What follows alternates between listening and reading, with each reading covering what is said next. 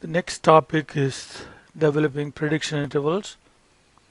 We discussed prediction intervals once in chapter 2. Okay, now we're going to do the same thing here in chapter 3. In this tab, we're going to look at the forecast we developed for Netflix data with a damped trend. So that'll be this tab. And we'll transfer information from that tab here, and then we'll use normal distribution formula for developing the prediction interval for this problem. And then we will look at the WSJ data, and we'll do prediction interval for the WSJ data, which is a larger data set, in this tab. And remember, the formula for prediction interval is right here.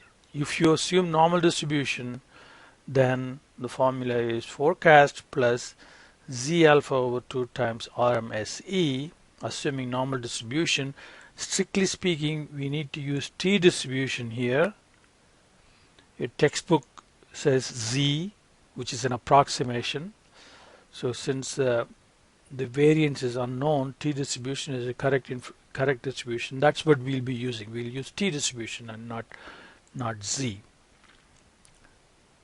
Okay, let's go back to the Excel file. Okay, so we're going to now get the point estimate for the forecast for week 17, for period 17, and RSME, and then we'll fill out the rest of the information. So let's the forecast for period 17 is equal to, let's go to that damped tab, and you see for period 17 we have a forecast right there. Okay, now root mean square, so this should be RMSE, not RSME.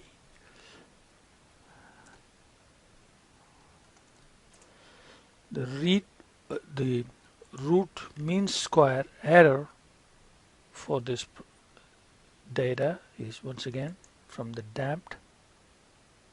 Okay, that is root mean square error.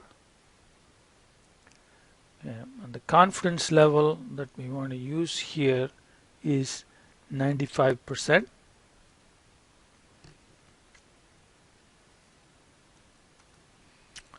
So the value of alpha then is 1 minus confidence level. The number of observations we have is, let's do count of the number of periods. Okay, here we need to look at the number of periods we use to develop RMSE, and that number is, so we computed RMSE using periods 5 through 16.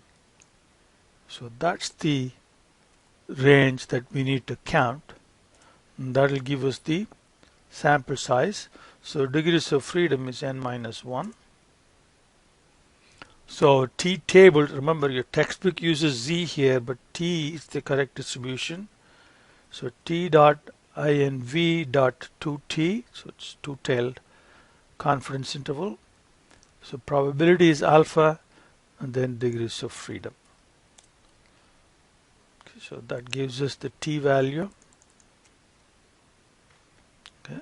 Margin of error is T times RMSE. So T times RMSE gives us the margin of error.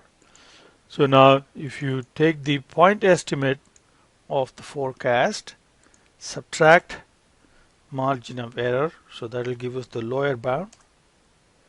You take the point estimate and you add the margin of error, that will give us the upper bound for our forecast.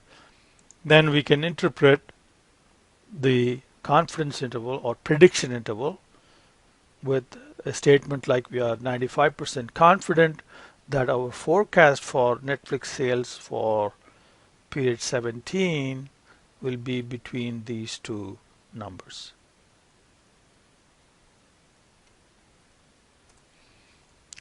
So that's our interpretation. Now, of course, remember the point estimate can change if our alpha and beta and phi values are different. I think your textbook uses 0.95 here. Suppose if the phi is 0.95, then your point estimate is going to be different. Then the numbers will change.